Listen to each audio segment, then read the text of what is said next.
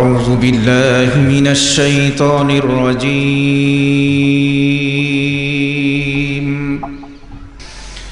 بسم الله الرحمن الرحيم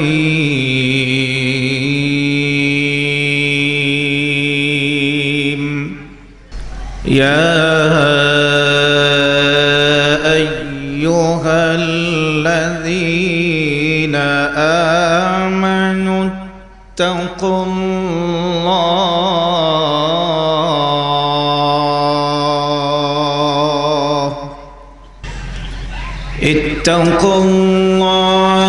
وذروا ما بقي من الربا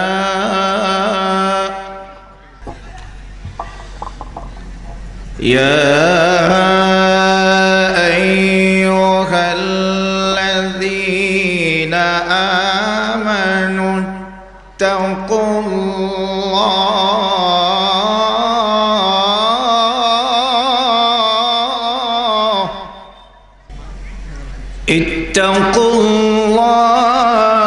وذروا ما بقي من الربا إن كنتم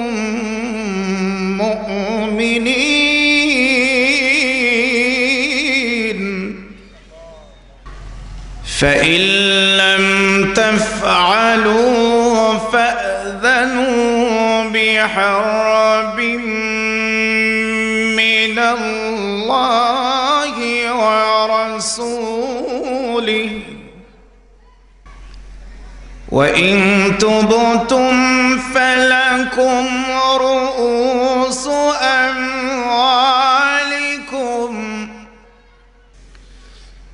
لا تظلمون ولا تظلمون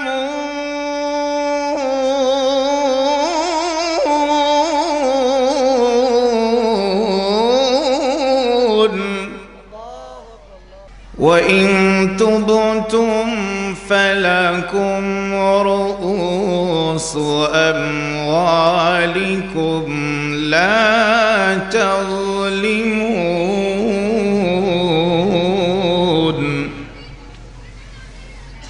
لا تظلمون ولا تظلمون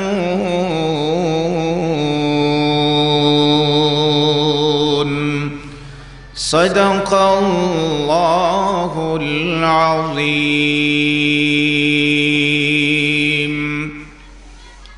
الحمد لله وكفى وسلام على عباده الذين اصطفى أما بعد فقد قال الله تعالى سيدنا مولانا محمد زبان كل محبة সকলে মিলে পড়ুন বালাগাল উলা বিকামালিহি কাশাফাদ দুজা বিজামালিহি হাসনাত জামিউ খিসালিহি সাল্লু আলাইহি ওয়া আলিহি বালাগাল উলা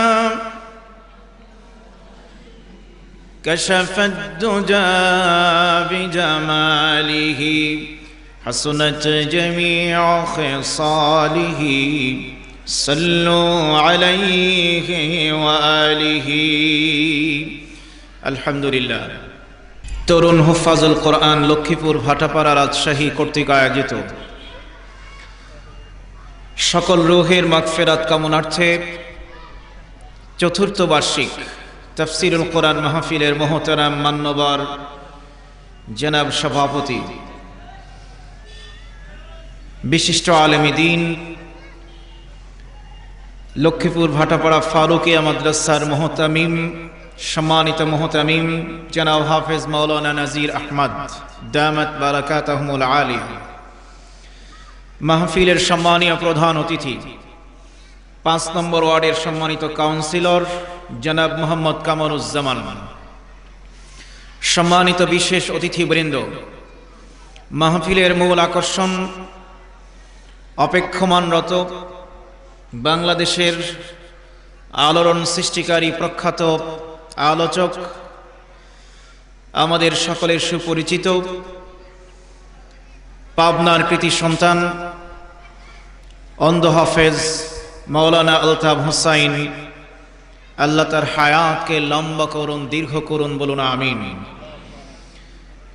সম্মানিত নায়েবে নবী ওলামায়ে হযরত, মুরব্বিয়ানে আযম, প্রাণ প্রিয় যুবক ভাইয়েরা, স্নেহের কচিকাচারা, পর্দার আড়ালের মায়েরা, বোনেরা ও মেয়েরা, সকলের প্রতি আবারও আন্তরিক সালাম। আসসালামু আলাইকুম ওয়া রাহমাতুল্লাহ। সম্মানিত হাজিরিন, আমি খুব লম্বা কথা বলবো না, যেহেতু আমি আপনাদের কাছের মানুষ, আপনাদের ঘরের মানুষ। আমরা আলোচনা শুনবো, আজকের মাহফিলের প্রধান আকর্ষণ তার কাছে। আমি খাপছাড়া কয়েকটি কথা বলবো। আমার জুমা মসজিদের অনেক মুসল্লি এসেছেন ইতিমধ্যেই, তা আমি আজকে জুমায় যে বিষয়ে কথা বলছিলাম সেটি আপনাদেরকে একটু রিপিট করতে চাই, খুব সংক্ষিপ্ত সময়ের জন্য, যেহেতু কথা স্বল্প সময়ে কথা বলবো। আলোচনার বিষয় হলো একজন মুমিনের 7 দফা কর্মসূচি। আলোচনার বিষয় কি বলুন? মুমিনের কয় দফা? 7 দফা কর্মসূচি কোরআনের আলোকে। কোরআনের 7টি সূরা থেকে 7টি আয়াত বলবো, সেই আয়াতের আলোকে মুমিনের 7টি কাজ সম্পর্কে আলোচনা। আল্লাহ রাব্বুল আলামিন 7 সংখ্যাটিকে অত্যন্ত গুরুত্ব প্রদান করেছেন। তবে আলোচনার প্রারম্ভেই আমরা সকলে মিলে আসুন সেই মহান রবের আলিশানে শুকরিয়া আদায় করি, যিনি আজকে আমাদেরকে এখানে আসার এবং বসার সুযোগ করে দিয়েছেন। জবান খুলে সকলে মিলে উচ্চারণ করুন আলহামদুলিল্লাহ। আরো জোরে বলুন আলহামদুলিল্লাহ। অতঃপর লাখ কোটি দরুদ এবং তাসলিমাত সরওয়ারে কায়নাত বিশ্বনবী মুহাম্মদুর রাসূলুল্লাহ সাল্লাল্লাহু আলাইহি ওয়াসাল্লাম এর প্রতি। সম্মানিত হাজিরিন, আল্লাহ তাআলা আসমান সৃষ্টি করেছেন কয়টি? 8টি। আসমানের স্তর 7, জমিনের স্তর 7। আল্লাযী খালাকা সাবআ সামাওয়াতিন তিবাকা। সপ্তাহের দিন কয়টি? এখানেও 7। আল্লাহ মানুষকে সৃষ্টি করেছেন 7টি ধাপে, 7টি স্তরে। 1 নম্বর মাটির সারাংশ, 2 নম্বর শুক্র বা বীর্য, 3 নম্বর জমাট রক্ত, 4 নম্বর মাংসপিণ্ড, 5 নম্বর অস্থিপিঞ্জর, 6 নম্বর অস্থিকে মাংস এবং চামড়া দিয়ে আবৃতকরণ, আর 7ম ধাপ হচ্ছে রূহ দিয়ে পূর্ণ একটি মানুষ বানানো। সুবহানাল্লাহ। সময় স্বল্পতার কারণে আমি কোটেশন কম বলবো। সূরা আল মুমিনুন, সূরা আল মুমিনুন এর মধ্যে এই আয়াতগুলি উল্লেখ করা হয়েছে। মানুষের জন্য আল্লাহ রাব্বুল আলামিন খাদ্য নির্ধারণ করেছেন 7 ধরনের বস্তু, 7 ধরনের জিনিস। কয় ধরনের বলুন? 7। 1 নম্বর শস্য, শস্যজাত। 2য় হলো শাকসবজি। 3য় হচ্ছে তেল বা তৈলজাত। 4 নম্বর, 4র্থ হচ্ছে ফল। 5 নম্বর গবাদি পশু, আমরা যে গরু ছাগলের গোশত খাই এইটা। 6 নম্বর মাছ। 7 হচ্ছে পাখি, পক্ষী জাতীয়, হাঁস মুরগি পাখি ইত্যাদি। এই 7 ধরনের বস্তুকে আল্লাহ আমাদের খাদ্য বানিয়েছেন। সুবহানাল্লাহ বলেন। মানুষের মাথায়, আমাদের প্রত্যেকের মাথায় আছে 7টি ছিদ্র। কয়টি? 2 কান। 2 কান বলেছি, খেয়াল করেন। 2 কান, 2 চোখ, নাকের 2 ছিদ্র, আর হচ্ছে কি বলেন? মুখ। সিজদা করতে হয় 7টি অঙ্গ দিয়ে, 2 পা, 2 হাঁটু, 2 হাত আর মাথা। ওযু আমরা করে থাকি, যে সমস্ত কারণে ওযু ভঙ্গ হয়। এই যে হুজুর বসে আছেন, হুজুরের মাদ্রাসার ছাত্রদেরকে একেবারে সুন্দর করে তালিম দেওয়া হয়, শোর করে শেখানো হয় ওযু ভঙ্গের কারণ 7টি। কি মাদ্রাসা ছাত্ররা আছে না, একেবারে তালে তাল মিলিয়ে, এবং দেখা যায় যে জীবনে ওরা ভোলে না। আলহামদুলিল্লাহ, এই সিস্টেমে পড়ানোর ফলে ওরা আর কোনোদিন ভোলে না। তাহলে অজু ভঙ্গের কারণ কয়টি? 7। এখানেও 7। নামাজের আরকান আহকাম ভেতরে আর বাইরে 7, 6 বলা হয়। আরেকটি হিসেবে আরেক মাসআলা অনুযায়ী 7 করে হয়। ইমানে মুফাসসাল, আমরা ইমান এনেছি যে মৌলিক বিষয়গুলো, তার সংখ্যাও হলো কি বলুন? 7। হজ করতে হয়, হজে গিয়ে তাওয়াফ করা লাগে। কতবার প্রদক্ষিণ করা লাগে? 7 চক্কর দিলে 1 তাওয়াফ। সাফা মারওয়া সাই করতে হয় 7 বার। জামারায় মিনাতে জামারায় শয়তানকে পাথর নিক্ষেপ করতে হয় 7টি। কোরআনের হাদিসের বর্ণনা, কোরআনের পঠন পদ্ধতি হচ্ছে 7 প্রকার। কিরাতে সাবআ বলা হয়। আপনারা কিছুদিন আগে দেখেছেন বুলনপুর ঈদগাহ ময়দানে বিশ্বখ্যাত একজন কারি সাহেব এসেছিলেন, শায়েখ আহমদ বিন ইউসুফ আল আজহারি। তিনি তেলাওয়াত করতে মাঝে মধ্যে এক এক কেরাতে এক এক রকম করে পড়ছিলেন। কিরাতে সাবআ। সূরা আল ফাতিহার আয়াত সংখ্যা কতটি বলুন? কোরআনের মধ্যে আল্লাহ তাআলা আলিফ লাম মিম দিয়ে সূরা শুরু করেছেন 7টি। সূরা আল বাকারা, সূরা আলে ইমরান, সূরা আরাফ, সূরা আনকাবুত, সূরা আর-রুম, সূরা লুকমান, আর হলো সূরা সিজদা। হামিম, এই অক্ষর দুটো দিয়ে সূরা শুরু করেছেন 7টি। সূরা মুমিন, সূরা হামিম, আস-সিজদা, সূরা আশ-শুরা, সূরা যুখরুফ, সূরা দুখান, সূরা আহকাফ। এই হামিম দিয়ে শুরু 7টি সূরা, এখানেও 7। এভাবে করে আমরা যদি দেখি সাফল্য লাভ করি, সফলতা অর্জনকারী মুমিনের গুণাবলী হলো 7টি। সূরা আল মুমিনুনের 1 থেকে 10 নম্বর আয়াতে এটি বলা হয়েছে। 7টি বিষয়ের প্রতি আকৃষ্ট হয়ে মানুষ দুনিয়ার প্রতি আসক্ত হয়, আল্লাহকে ভুলে যায়, আখিরাত ভুলে যায়। 1 নম্বর হলো নারীর প্রতি ভালোবাসা, দ্বিতীয় হচ্ছে সন্তান সন্ততি, তৃতীয় হলো কাড়ি কাড়ি সোনা, চতুর্থ রূপা অর্থাৎ মূল্যবান যে সম্পদগুলো, এরপরে পছন্দসই ঘোড়া বা বাহন বা গাড়ি, তারপরে গৃহপালিত পশু আর জমির ফসল। এই 7টি কারণে মানুষ দুনিয়ার প্রতি আসক্ত হয়, আখিরাতকে ভুলে যায়। সূরা আলে ইমরানের 14 নম্বর আয়াতে কথাগুলি বলা আছে। শয়তান মিস্টার ইবলিস মুমিনকে, ঈমানদারদেরকে 7টি ধাপে ধোঁকা দেয়। কয় ধাপে বলেন? সবাই জোরে বলেন, কয় ধাপে? 7টি ধাপে ধোঁকা দেয়। নম্বর 1, ওর প্রথম ধাপ হচ্ছে মানুষকে কুফরিতে লিপ্ত করে। যখন কুফরিতে লিপ্ত হলো না, তখন দ্বিতীয় পদক্ষেপ হচ্ছে মানুষকে বেদাতের মধ্যে ঢোকায়। যখন বেদাতও সে করলো না, বেদাত থেকে বেঁচে থাকলো, তৃতীয় ধাপ হচ্ছে মানুষকে কবিরা গুনাহে লিপ্ত করা। এটাতেও যখন বিফল হয়, তখন 4 নম্বর ধাপ হচ্ছে বারবার সগীরা গুনাহ করানো। 5 নম্বর ধাপ হচ্ছে ইবাদত থেকে সরিয়ে সাধারণ বৈধ কাজের মধ্যে ব্যস্ত রাখা। যেমন ব্যবসা করা হালাল কাজ, ঠিক কিনা বলেন? চাকরি হালাল, বিভিন্ন কাজে ব্যস্ত থাকা, উপার্জনের জন্য কাজ করছেন হালাল, কিন্তু নামাজের সময় হলো, বলা হচ্ছে চলুন ভাই নামাজে যাই, খুব ব্যস্ত ভাই, সময় নাই, কাজে ব্যস্ত আছে, ওইটাও হালাল কাজ। কিন্তু দেখেন, ইবাদতে খবর নাই, মৌলিক ইবাদতে খবর নাই, ওই কাজে ব্যস্ত আছেন। তার মানে শয়তান এখানে একটা ধোঁকা দিয়েছে। আপনার নামাজ আদায় করতে কয় মিনিট লাগতো? 10 মিনিট, 15 মিনিট। আপনাকে ধোঁকা দিয়েছে যে তুই যদি দোকান ছেড়ে, তুই যদি এই চাকরি ছেড়ে, তুই যদি এই কাজ করা বাদ দিয়ে তুই এখন লেখালেখি করছিস, পড়াশোনা করছিস, এখন যদি মসজিদের জামাতে গিয়ে 10 মিনিট নামাজ পড়ে আসিস, তো 10 মিনিটের জন্য তোর পড়া ক্ষতি হবে, ব্যবসা ক্ষতি হবে, অমুক ক্ষতি হবে। এই ধোঁকা দিয়ে আপনাকে ইবাদত থেকে সরিয়ে রাখে, ঠিক না বেঠিক বলেন? এটা একটা ধাপ। এটাতেও যখন বিফল হয়, সে 6 নম্বর যে ধাপে ধোঁকা দেয় মানুষকে, সেটি হলো তুলনামূলক কম সওয়াবের কাজের মধ্যে জড়িত করে। যেই কাজে সওয়াব বেশি, সেটার চাইতে কম সওয়াবের কাজে লাগিয়ে দেয় বেশি। মনে করেন নফল নামাজ আদায় করলে সওয়াব আছে না নাই? আছে না নাই বলেন?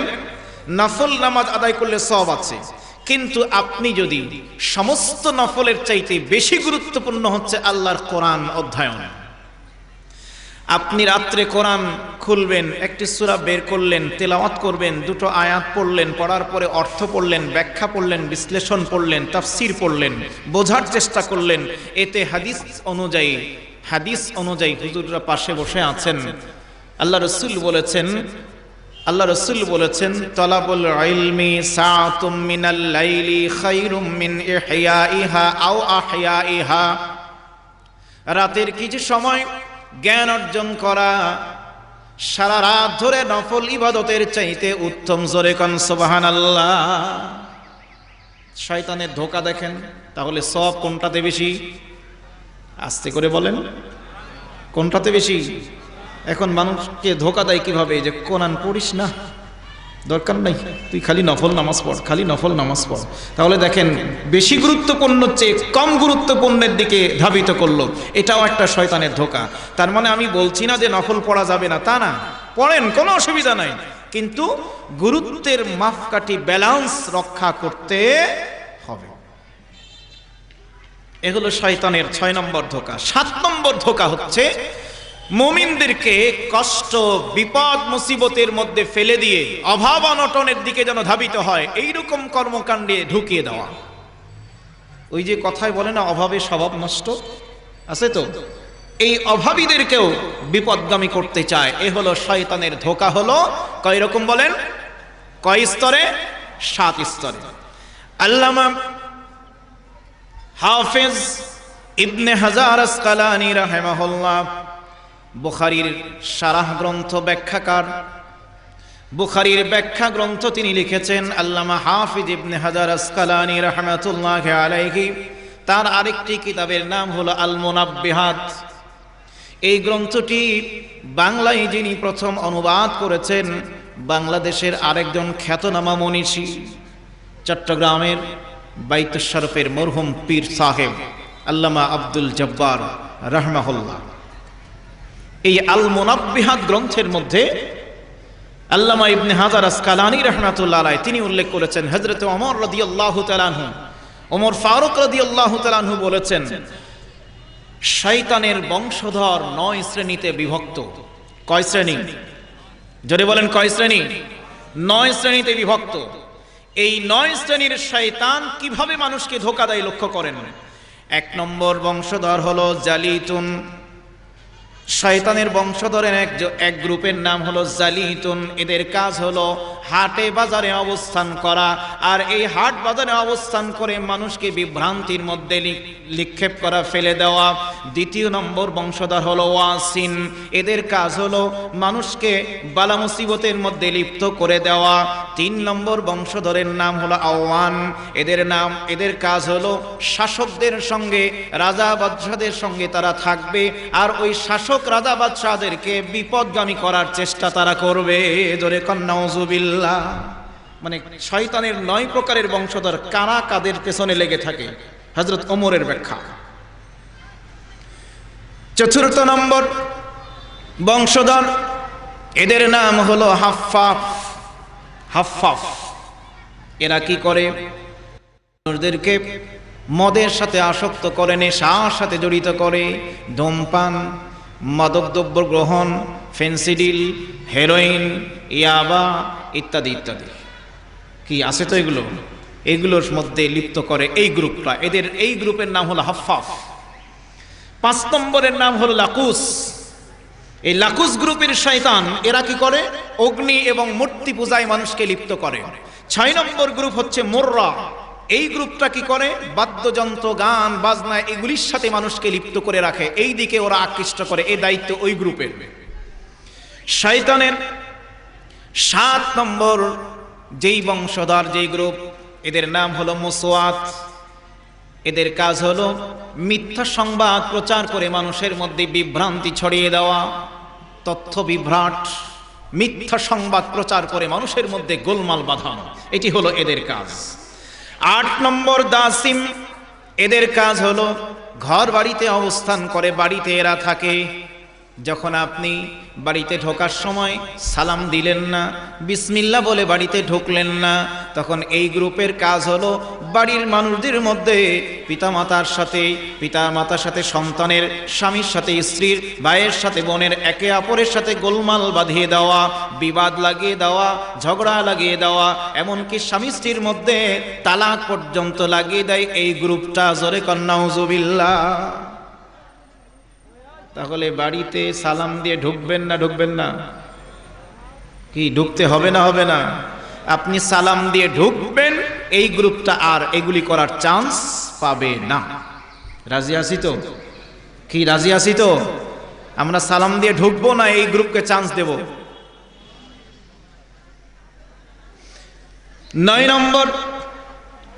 9 নম্বর যে গ্রুপ, এদের নাম হলো উলহান। এদের কাজ হচ্ছে ভালো কাজ, ইবাদত যে মানুষগুলো করে, ইমানদার যারা ইবাদত করে, ভালো কাজ করে, এই কাজগুলিকে নষ্ট করে দেওয়া।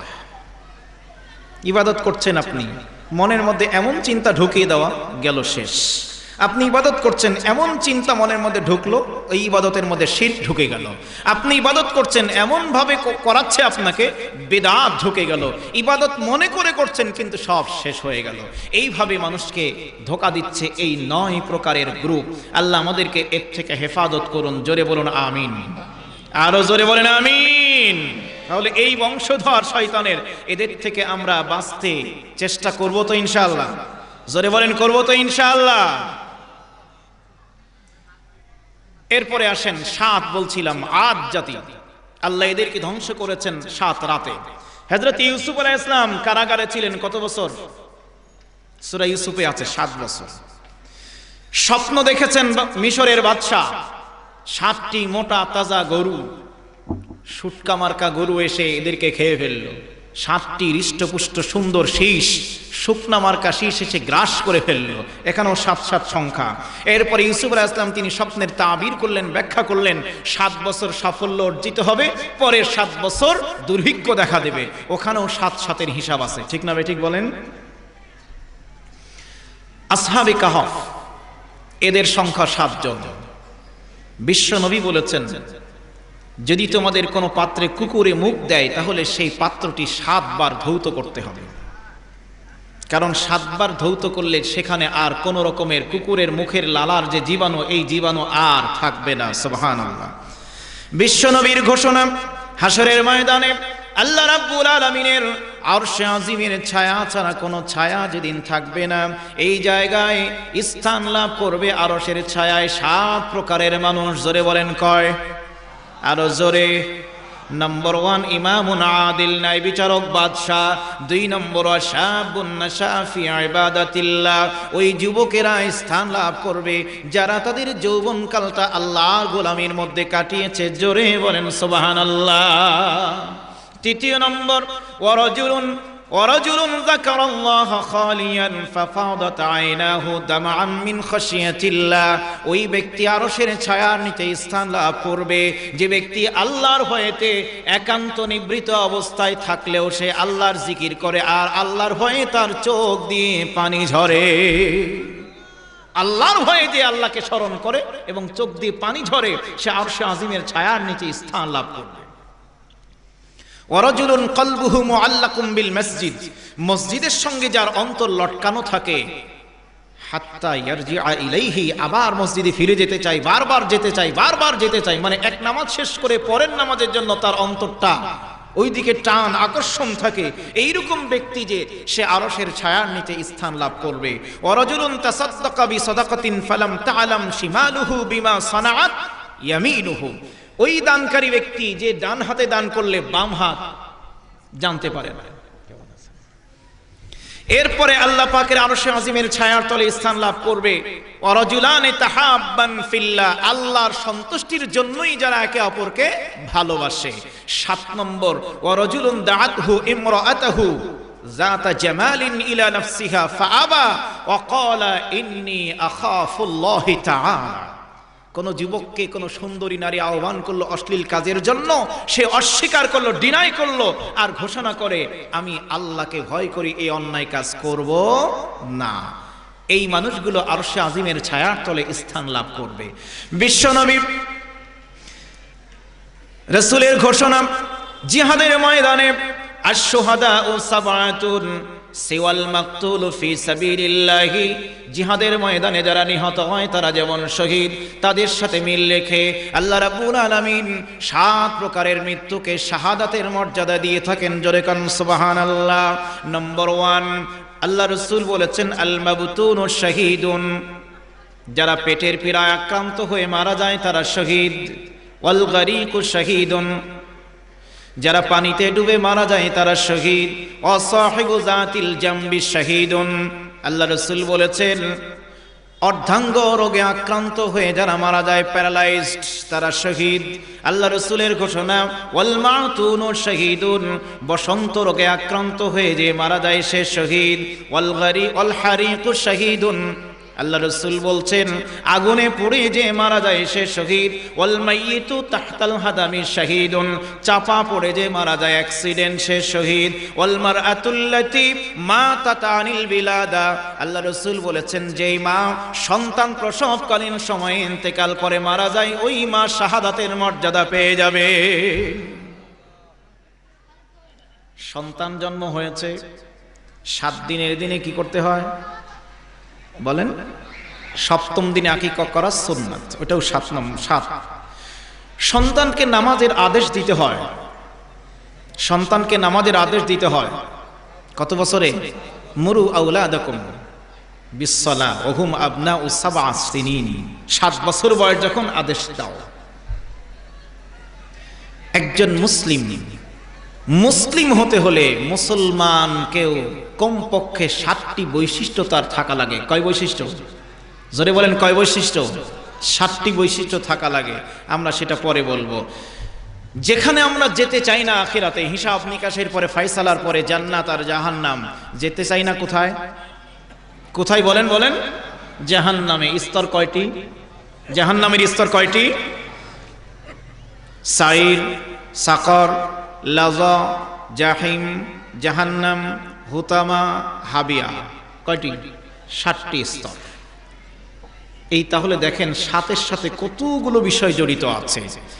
যেই 7টি কর্মসূচির কথা বলতে চেয়েছিলাম, 7টি আয়াতের আলোকে 7 কর্মসূচি যদি আমরা পালন করি তাহলে আল্লাহর পক্ষ থেকে 7 ধরনের উপকারিতা, 7 ধরনের সফলতা, ফায়দা আমরা লাভ করতে পারবো। কয় ধরনের জোরে বলেন? 7 ধরনের। নম্বর 1, আল্লাহর রহমত হবে আপনার জন্য ডবল, দ্বিগুণ হয়ে যাবে। ওই 7টি আমল যদি আপনি করেন তাহলে আলোকিত জীবন লাভ করবেন, এর দ্বারা পথ চলা আপনার জন্য সহজ হয়ে যাবে। 3 নম্বর, আপনার গুনাহগুলো মাফ হয়ে যাবে।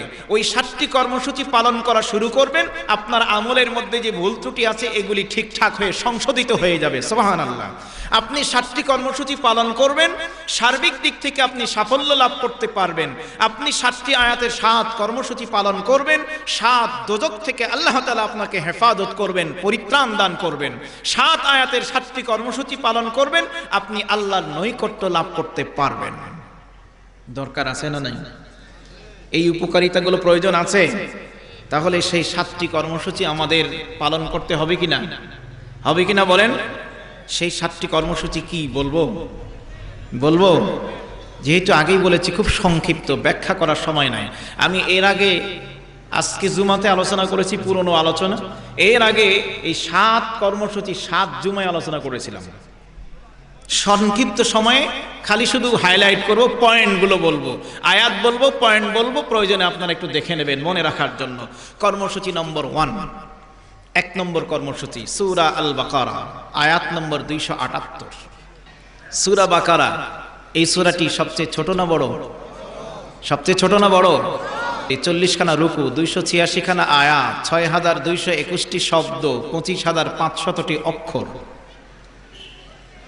সূরা বাকারা 278 নম্বর আয়াতে 1 নম্বর কর্মসূচি আল্লাহ জানাচ্ছেন, ইয়া আইয়ুহাল্লাযীনা আমানু ইত্তাকুল্লাহা ওয়া যারু মা বাকিয়া মিনার রিবা ইন কুনতুম মুমিনিন। প্রত্যেকটা আয়াতের প্রথম অংশ হচ্ছে ইয়া আইয়ুহাল্লাযীনা আমানু ইত্তাকুল্লাহ, ঈমানের সাথে তাকওয়া। ইমানের সাথে তাকওয়ার কথা বলা আছে। ওহে ইমানদারগণ, তোমরা যারা ইমান এনেছো শোনো, ইত্তাকুল্লাহ, ভয় করো। কাকে? কারণ আল্লাহর ভয় অন্তরে না থাকলে কোন কর্মসূচি তাদের দ্বারা পালিত যথাযথ হবে না। ঠিক না বেঠিক করে বলেন? ফাঁকি দেবে কাজে। আমার মধ্যে যদি আল্লাহর ভয় থাকে তাহলে আমি ইবাদতে ফাঁকি দেব না। আমার মধ্যে যদি আল্লাহর ভয় থাকে আমি আমার দায়িত্বে ফাঁকি দেব না। ঠিক না বেঠিক বলেন? এই জন্য আল্লাহ কর্মসূচি বলার আগেই প্রত্যেকটা আয়াতে আগে আল্লাহর ভয়ের কথা বলেছেন। আগে আল্লাহকে ভয় কর, তারপরে কর্মসূচি শুরু কর। আল্লাহ বলছেন ইমানদারেরা আল্লাহকে ভয় কর, আর কর্মসূচি হলো 1 নম্বর, ওয়াজারু মা বাকিয়া মিনার রিবা ইন কুনতুম মুমিনিন। মুমিন যদি নিজেদেরকে দাবি করো তাহলে সুদ তো ছাড়বেই, সুদের যা বাকি বকে আছে এগুলোর থেকেও সম্পর্ক ছিন্ন করো। 1 নম্বর কর্মসূচি সুদের সাথে সম্পর্ক ছিন্ন করা। মুমিনের 1 নম্বর কর্মসূচি। সুদের সাথে সম্পর্ক আমাদের আছে? আছে? আছে? যে টুপিটা মাথায় দিয়ে আছে হয়তো বা এই টুপিটাও সুদের টাকায় তৈরি করা। ঠিক না ঠিক?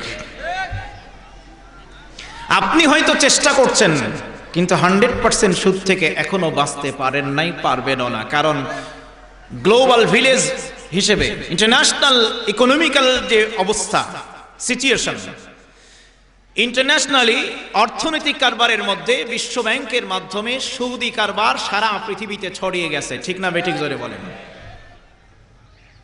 যেই সুদের অনেকগুলো অপরাধ গুনার মধ্যে একটা গুনাহ হচ্ছে নিজের মায়ের সাথে জেনা করা। নাউজুবিল্লাহ বলেন জোরে। মুমিনের কর্মসূচি হচ্ছে যে সুদের কারবার ত্যাগ করতে হবে, সুদের সাথে সম্পর্ক ছিন্ন করতে হবে। রাজি আছি? রাজি আছি? এখন বলবেন যে যেহেতু নাই তাহলে কি করে দূরে থাকবো? চেষ্টা করতে হবে। চেষ্টা করতে কি রাজি আছেন না নাই? ইসলামিক ইকোনমিক্যাল সিস্টেম, ইসলামী অর্থ ব্যবস্থা যদি চালু না হয়, যাকাত ভিত্তিক অর্থ ব্যবস্থা যদি চালু না হয় তাহলে পুরোপুরি সুদ থেকে বাঁচা সম্ভব নয়। এই জন্য যাকাত ভিত্তিক অর্থ ব্যবস্থা, ইসলামী অর্থনীতি সমাজে চালু করতে হবে, তাহলে আমরা সুদ থেকে বাঁচতে পারবো। রাজি আছি তো? 1 নম্বর কর্মসূচি সুদের সাথে সম্পর্ক ছিন্ন করতে হবে। 1 দ্বিতীয় নম্বর কর্মসূচি হলো, দ্বিতীয় নম্বর কর্মসূচি সূরা আলে ইমরান আয়াত নম্বর 102। দ্বিতীয় কর্মসূচি, ইয়া আইয়ুহাল্লাযীনা আমানুত্তাকুল্লাহা হাক্কা তুকাতিহি ওয়া লা তামুতুন্না ইল্লা ওয়া আনতুম মুসলিমুন। ওহে ঈমানদারেরা, তোমরা আল্লাহকে ভয় করো যেভাবে ভয় করা উচিত, ভয়ের হক আদায় করে ভয় করো। ওয়া লা তামুতুন্না ইল্লা ওয়া আনতুম মুসলিমুন, আর মুসলমান না হয়ে তোমরা মরো না, তার মানে প্রকৃত আত্মসমর্পণকারী হয়ে তারপরে মরো। 2 নম্বরের কর্মসূচি হলো সমর্পণকারী হওয়া, প্রকৃত মুসলিম, কাজের মুসলমান হওয়া। কিসের মুসলমান বলেন? নামের মুসলমান না। নাম হলো আমার হিম্মত আলী, তাকান আমার দিকে, নাম হলো হিম্মত আলী। আঙ্গুল দিয়ে একটু ঠোকা দিলে উল্টে পড়ে, তার নাম নাকি হিম্মত আলী। নাম হলো আতর আলী, কাছে গেলে দুর্গন্ধ বের হয়। নাম হলো রমজান আলী, একটাও রোজা রাখে না। হোটেলের নাম বিসমিল্লাহ, রমজান মাসে দিনের বেলায় খোলা। তাহলে নামের সাথে কাম মিলেছে? বলেন বলেন বলেন। এইরকম না, আমরা সুন্দর সুন্দর নাম আমাদের মুসলিম নাম, কিন্তু কাজের বেলায় যদি উল্টা পাল্টা হয় তা না। 2 নম্বর কর্মসূচি হচ্ছে ইমানদার যিনি হবেন তিনি নামের সাথে তার কাজের মিল থাকতে হবে, মানে প্রকৃত আমলওয়ালা মুসলমান হতে হবে। 2 নম্বর কর্মসূচি। নম্বর 3, তৃতীয় নম্বর কর্মসূচি সূরা আল মায়েদা আয়াত নম্বর 35। আল্লাহ তাআলা বলছেন, ইয়া আইয়ুহাল্লাযীনা আমানুত্তাকুল্লাহা ওয়াবতাগু ইলাইহিল ওয়াসিলাহ ওয়াজাহিদু ফি সাবিলিহি লাআল্লাকুম তুফলিহুন। ওহে ঈমানদারগণ, তোমরা যারা ঈমান এনেছো শোনো, আল্লাহকে ভয় করো। ওয়াবতাগু ইলাইহিল ওয়াসিলা, আর ওই আল্লাহকে পাওয়ার জন্য, আল্লাহর জন্য তোমরা ওসিলা তালাশ করো। এখন এই আয়াত পড়ে আমরা অনেকেই ব্যাখ্যা করি, ওসিলা তালাশ করো মানেই হলো পীর সাহেব ধরো। ওসিলা মানে পীর সাহেব। তাফসীর দেখান তো দেখি কোন জায়গায় লেখা আছে। সাহাবীদের ব্যাখ্যা আনেন। রসুলের হাদিস আনেন, সাহাবীদের ব্যাখ্যা আগে আনেন, অথেন্টিক তাফসিরগুলো আগে আনেন, রওয়ায়াত ভিত্তিক যে তাফসিরগুলো, সেখানে 3টি ব্যাখ্যা করা আছে। ওসিলা শব্দের ব্যাখ্যা করা আছে মূলত 3টি। নম্বর 1, ওসিলা মানে হচ্ছে নেক আমল, ওসিলা মানে হচ্ছে কোরআন, ওসিলা মানে হচ্ছে আল্লাহর নির্দেশ পালন। সুবহানাল্লাহ। তাহলে আল্লাহর সন্তুষ্টির জন্য, আল্লাহকে পাওয়ার জন্য নেক আমল করতে হবে, আল্লাহকে পাওয়ার জন্য কোরআন এর সাথে সম্পর্ক করতে হবে, আল্লাহকে পাওয়ার জন্য আল্লাহর নির্দেশ পালন করতে হবে। আর ওসিলা আল্লাহকে পাওয়ার জন্য এই নির্দেশের একটা অংশ হচ্ছে ওয়াজাহিদু ফি সাবিলিহি, তার রাস্তাতেই জিহাদ করতে হবে, আল্লাহর রাস্তাতে, মানুষের জন্য না, কোনো স্বার্থের জন্য না, ওই জঙ্গিবাদীদের মতো না, বোমবাস্টিং যারা করে, সন্ত্রাস যারা করে, তাদের ওগুলো করে আবার নাম দেয় জিহাদ, ওই জিহাদ না, আল্লাহর জন্য জিহাদ হতে হবে। কার জন্য? জোরে বলেন, জোরে বলেন, কার জন্যে? আল্লাহর। জিহাদ খালি নাম দিলেই জিহাদ হয় না। কি হয়? কি বলেন? হয়। বিসমিল্লাহির রহমানির রহিম বলে কেউ যদি মদ পান করে, মদ হালাল হবে। বিসমিল্লাহি আল্লাহু আকবার বলে কেউ যদি শুকর জবাই করে, শুকরের গোশত হালাল হবে। বিসমিল্লাহি আল্লাহু আকবার বলে কেউ যদি কুকুর জবাই করে, কুকুরের গোশত হালাল হবে। বিসমিল্লাহ বলে মদ পান করলে যেমন মদ হালাল হয় না, আল্লাহর নাম নিয়ে শুকর, কুকুর জবাই করলে যেমন এগুলোর গোশত হালাল হয় না, ঠিক তেমনি মানুষের মধ্যে, সমাজের মধ্যে বিশৃঙ্খলা, সন্ত্রাস তৈরি করে, মানুষকে খুন খারাপি করে, বোমাবাজি করে, সন্ত্রাস করে, সেটার নাম জিহাদ দিলে কখনো সেটার জিহাদ হয় না, সেটা ইসলাম হয় না। জিহাদ আর ইসলাম, সন্ত্রাস আর জিহাদ এক জিনিস নয়। জিহাদ ফরজ, সন্ত্রাস হারাম। ঠিক কিনা বলেন? জিহাদ হচ্ছে ফরজ, সন্ত্রাস হারাম। জিহাদ ফরজ, জঙ্গিবাদ হারাম। বুঝতে হবে ইসলাম। ঠিক কিনা জোরে বলেন? আজকে আমার দেশে, আমাদের সমাজে একদল বিপদগামী, এদেরকে বিপদগামীর তার মধ্যে ফেলে দেওয়া হচ্ছে। না বুঝে, ইসলাম সম্পর্কে উল্টাপাল্টা বুঝে, তথাকথিত জ্ঞান নিয়ে ইসলামের ক্ষতি করার জন্য এই সমস্ত কর্মকাণ্ডগুলো চালাচ্ছে। ঠিক কিনা জোরে বলেন? সতর্ক হতে হবে, সচেতন হতে হবে, এবং নিজেদের সন্তানদেরকে জ্ঞান অর্জনের ক্ষেত্রে অবশ্যই আমাদেরকে সচেতন, সজাগ হওয়া লাগবে।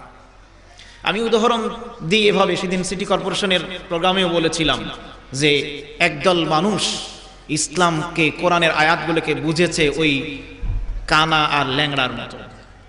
দুজনে মিলে বিকেল বেলায় যাচ্ছে, আজান হয়েছে মাগরিবের, তো ল্যাংড়া বলছে কানাকে, দোস্ত আজান তো হয়ে গেল, কোনো মানুষ তো দেখি না, আরেকজন হলে অন্তত 3 জনে মিলে জামাতে নামাজ আদায় করা যেত, কাউকে তো দেখি না। তো কানা বলছে, দোস্ত নাই যখন, দুজনে মিলেই জামাতে নামাজ আদায় করি।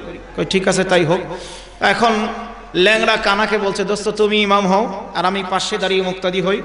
কানা বলে, না রে দোস্ত, তুই, আমি তো চোখে দেখি না, আমার সমস্যা বেশি, তোর পায়ে একটু সমস্যা, তুই একটু এই খুঁড়িয়ে খুঁড়িয়ে হাঁটিস, আর আমার চাইতে যোগ্যতাও তোর বেশি, তো তুই ইমাম হ, আমি পাশে দাঁড়িয়ে ইক্তেদা করি, নামাজ আদায় করি। ঠিক আছে। নামাজ শুরু হলো। ইমাম হচ্ছে পায়ে সমস্যা যে সে, আর যে কানা সে পাশে দাঁড়িয়ে কি হয়েছে বলুন? মুক্তাদি। নামাজ শুরু হলো। সূরা ফাতিহার পর ইনি ইমাম সাহেব উনি তেলাওয়াত শুরু করলেন কোরআনের আয়াত, মা কানা ইব্রাহিম ইয়াহুদিয়্যা ওয়ালা নাসরানিয়্যা ওয়ালাকিন কানা হানিফাম মুসলিমা ওয়া মা কানা মিনাল মুশরিকিন। পাশ থেকে এবার কানাটা বলছে, কিরে ইমামতি করতে দিলাম তো দিলাম, পাইকারি দরে গালি পেলাম, তাও আবার কোরআনের আয়াত দিয়ে কানা কানা বলে গালাচ্ছে। এমনি এমনি কানা বললে তাও চলতো, কিন্তু মারাত্মক কিছু কথা বলেছে। প্রথম আয়াতের প্রথম বাক্যে ছিল মা কানা ইব্রাহিমা ইয়াহুদিয়্যা ওয়ালা নাসরানিয়্যা। ইহুদি আর নাসারা দুটো শব্দ আছে। উনি অর্থ বললেন যে কানারা সব ইহুদি আর নাসারা, এত বড় গালি। মাঝখানে আরেকবার কানা বলা হয়েছে, শেষেরটা তো আরো মারাত্মক। শেষেরটাতে আছে ওমা কানা মিনাল মুশরিকিন, মুশরিক শব্দটা আছে। উনি বুঝে ফেললেন যে দুনিয়ার সব কানারা মুশরিক। এত বড় গালি, এটা কি সহ্য করা যায় না? হিতাহিত জ্ঞান হারিয়ে রাগে তখন পাশ থেকে কানা তিনি ভাবছেন যে দাঁড়াও, কেরাত তুই একাই পড়তে জানিস, আমি জানি না, পাশ থেকে তখন হিতাহিত জ্ঞান হারিয়ে তিনি যত শক্তি ছিল গলায় নিয়ে এসে আওয়াজ দিয়ে পড়া শুরু করে দিলেন, ল্যাংরা মিনাল ফাসিকিন, চিৎকার করে বলেন নাউজুবিল্লাহ। দুনিয়ার সব ল্যাংড়ারা ফাসিক। ইহুদিরা দাবি করে ইব্রাহিম আমাদের নবী, খ্রিস্টানরা বলে ইব্রাহিম আমাদের নবী। আল্লাহ আয়াত নাজিল করে জানালেন, শোন, ইব্রাহিম ইহুদিও ছিলেন না, নাসারাও ছিলেন না। সুবহানাল্লাহ কোন ইব্রাহিম আলাইহিস সালাম কি ছিলেন? মাঝখানে বলা হচ্ছে ওয়ালাকিন কানা হানিফাম মুসলিমা। ইব্রাহিম আলাইহিস সালাম তিনি ছিলেন আত্মসমর্পণকারী একনিষ্ঠ মুসলিম। সুবহানাল্লাহ। মক্কার কুরাইশরা ওরা দাবি করে মাঝে মাঝেই আল্লাহ রসুলকে, ইমানদারদেরকে বলতো, ও নতুন মুসলমানেরা, ওরে নতুন ধর্মের মানুষেরা, আমরা তো ইব্রাহিমের মিল্লাতের অনুসারী, আমরা তো ইব্রাহিমের লোক।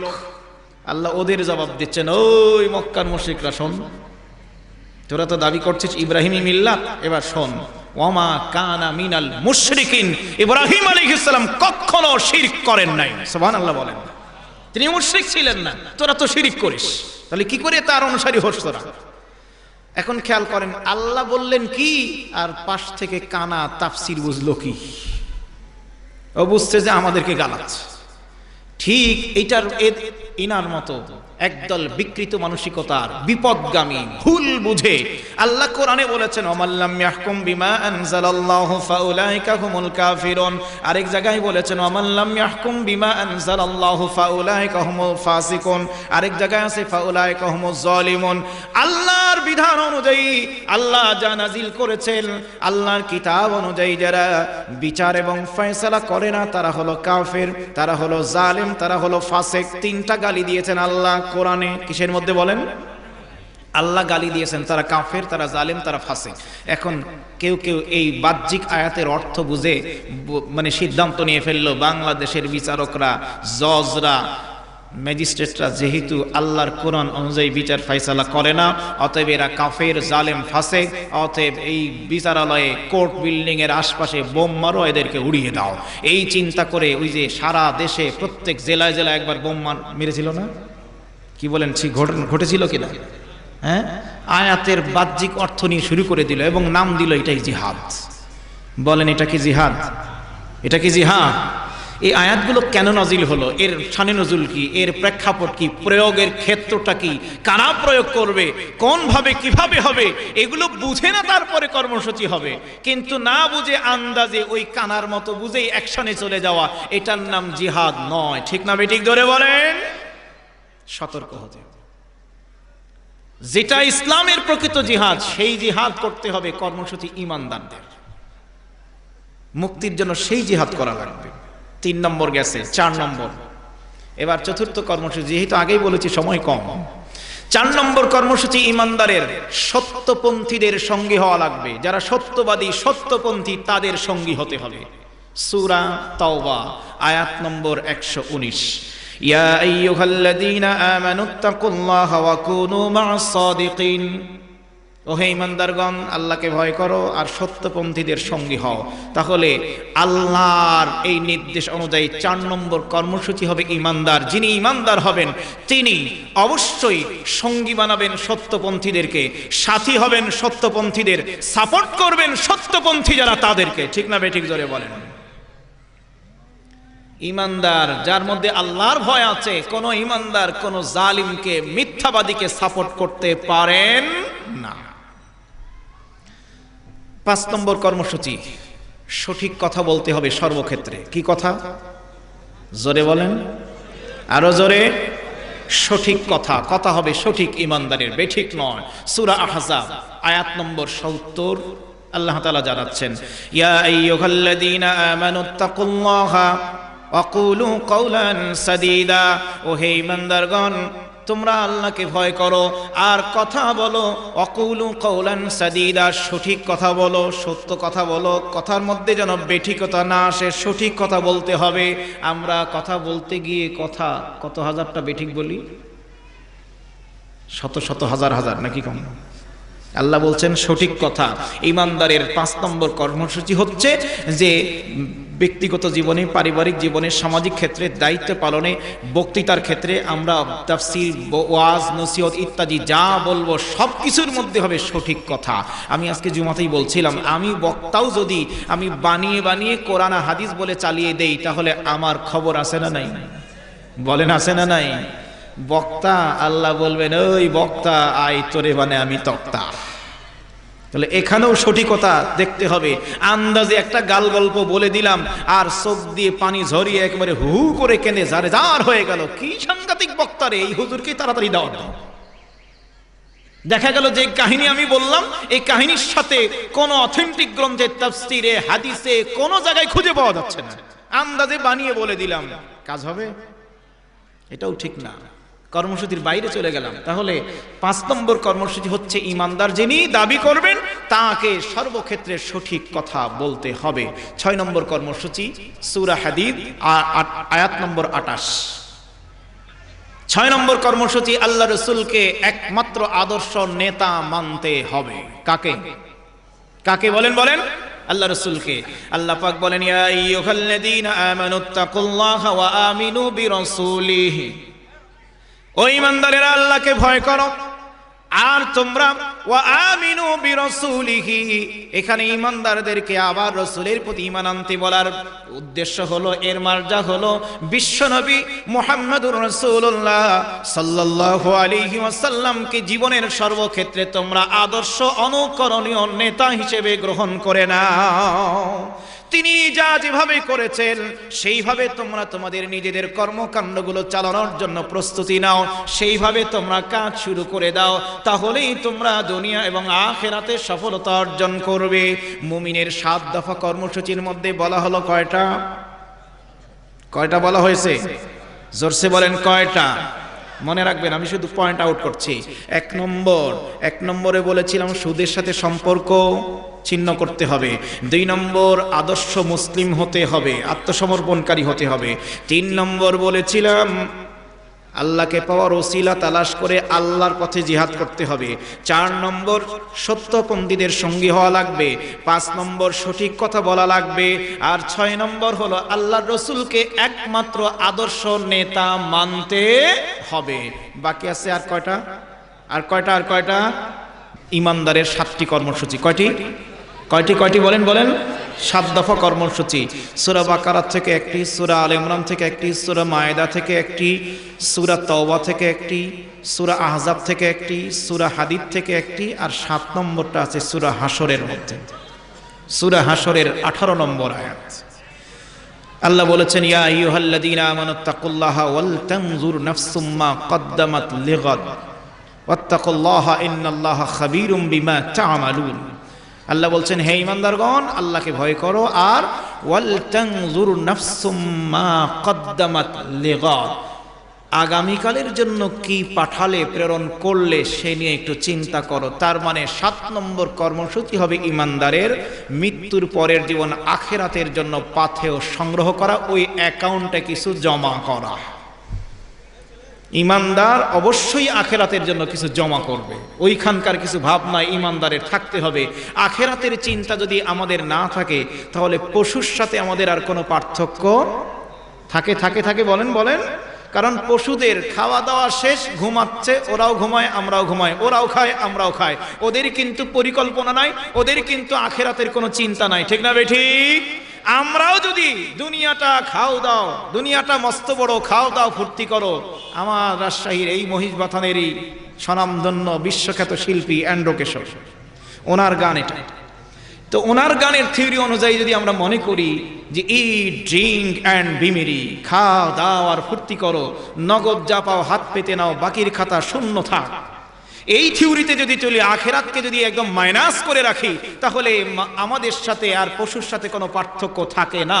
সুতরাং ঈমানদারের 7 নম্বর কর্মসূচি হবে আখিরাত কেন্দ্রিক, আখিরাতের জন্য অবশ্যই কিছু থাকতে হবে। আল্লাহ তাআলা আমাদেরকে এই কর্মসূচিগুলো পালন করার তৌফিক দান করুন। আমরা সকলেই বলি আমিন। আবারও বলুন আমিন। আমি আপনাদের কাছে দোয়া চাই, কিচ্ছু শিখি নাই, কেবল চেষ্টা শুরু করেছি মাত্র। আমি একজন কোরআনের ছাত্র, আমার জন্য দোয়া করবেন আল্লাহ তাআলা যেন কোরআন এবং হাদিসের যথার্থ জ্ঞান অর্জন করার তৌফিক আমাকে দান করেন। এর দ্বারা আব্বাজান চলে গেছেন, আপনারা জানেন। এই অঞ্চলের দুজন মুরব্বী আব্বাজান, এখানে ছিলেন মরহুম মৌলানা আব্দুল মজিদ সাহেব। এই দুই মুরব্বী আশপাশের যত মাহফিল, মঞ্চের দুই কোনায় দুজন বসতেন, দুজনই পর পর চলে গেছেন। কি ঠিক না? চলে গেছেন। আমার শ্রদ্ধেয় বড় ভাই, আপনাদের সকলের একান্ত প্রিয় আলহাজ হাফেজ কারি ওয়াইজ বাশার ভাইজান, আন্তর্জাতিক কেরাত কম্পিটিশনে রাজশাহী অঞ্চল থেকে সর্বপ্রথম পুরস্কার পাওয়া ভাইজান চলে গেছেন। আপনারা দোয়া করবেন আমরা যেন আব্বাজানের, ভাইজানের যে আদর্শ, যে চিন্তা চেতনা ছিল আমাদেরকে কোরআনের পথে পরিচালনার ক্ষেত্রে, আমরা যেন আমাদের ঈমান, আকীদা, আমলের দ্বারা এগুলি ধরে রাখতে পারি, এই দোয়া আপনাদের কাছে চাই। আমি আপনাদের কাছে ক্ষমা চেয়ে নিচ্ছি, মেহমানের কাছেও ক্ষমা চেয়ে নেব। হয়তো শেষ পর্যন্ত আমার ইচ্ছা আছে থাকা, এরপরেও হয়তোবা চলে যেতে হতে পারে, কারণ আগামী দিন অনেক দূরে টাঙ্গাইল যাওয়া লাগবে। আল্লাহ তাআলা কোরআনের খেদমতের জন্য যেন শরীর, স্বাস্থ্য, কণ্ঠ, জ্ঞান, ইলম, হিম্মত, প্রজ্ঞা, সাহসিকতা যা দরকার আল্লাহ যেন তা দান করেন, এই দোয়া আপনাদের কাছে চেয়ে আপনাদের জন্য দোয়া করি। আল্লাহ তাআলা কল্যাণের পথে, শান্তির পথে, মুক্তির পথে কবুল করুন। আর সর্বশেষে হুজুর সবাইকে নিয়ে যেহেতু দোয়া করবেন, আমিও দোয়া কামনা করব। পাশেই রাজশাহীর এক বিরাট কবরস্থান, গোরস্থান, আমরা যারা এখানে আছি প্রত্যেকের কেউ না কেউ এখানে আছে, এই এলাকার কেউ না কেউ আছে। আল্লাহ তাআলা যেন সকল মাইয়িতকে মাগফিরাত দান করেন।